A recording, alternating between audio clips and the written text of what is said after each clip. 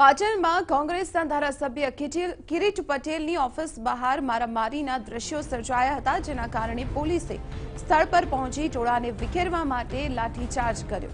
પાટણના ધારાસભ્ય કિરીટ પટેલના કાર્યાલય બહાર તેમના સમર્થકો અને ભાજપના આગેવાનો વચ્ચે મારામારીની ઘટના બની હતી। બંને પક્ષના કાર્યકર્તાઓ એકબીજા પર તૂટી પડ્યા હતા અને આ સમગ્ર ઘટના સીસીટીવી કેમેરામાં પણ કેદ થઈ ગઈ। આ અંગે જાણ થતાં પોલીસ સ્થળ પર દોડી આવી હતી અને ભાજપ કોંગ્રેસના કાર્યકર્તાઓને વિખેરવા માટે પ્રયત્ન કર્યો અને આખરે પોલીસે બળ પ્રયોગ કરી અહીં લાઠીચાર્જ કરવાની ફરજ પડી હતી। વિગતો મેળવીએ સંવાદદાતા સુનિલ પટેલ પાસેથી। સુનિલ, જાણકારી સામે આવી રહી છે કે કિરીટ પટેલની ઓફિસ પર ભાજપના કાર્યકર્તાઓ દ્વારા તોડફોડ કરવામાં આવી, પોલીસે આખરે બળ પ્રયોગ કરવો પડ્યો। શું છે આખી ઘટના?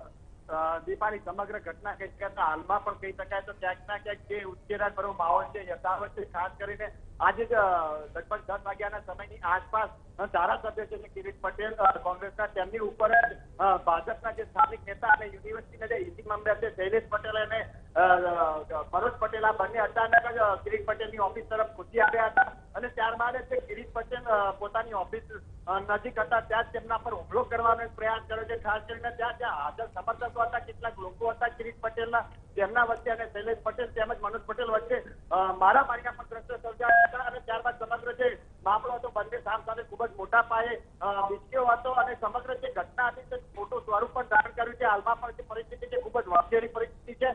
ખાસ કરીને કહી શકાય તો પોલીસનો મોટો કાફલો ઉતારી દીધો છે।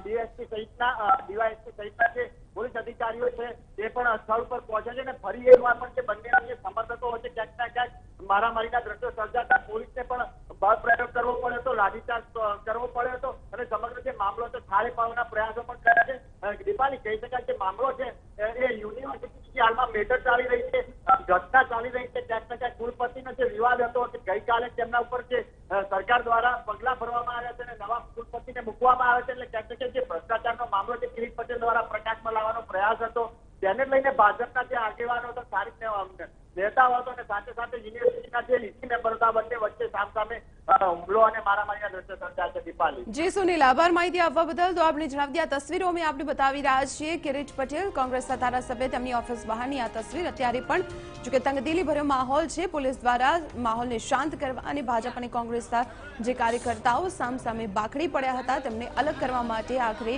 બળ પ્રયોગ કરવો પડ્યો છે। જાણકારી સામે આવી રહી છે કે પોલીસે આખરે ભાજપ અને કોંગ્રેસના કાર્યકર્તાઓ પર લાઠીચાર્જ કરવાની પણ ફરજ પડી છે।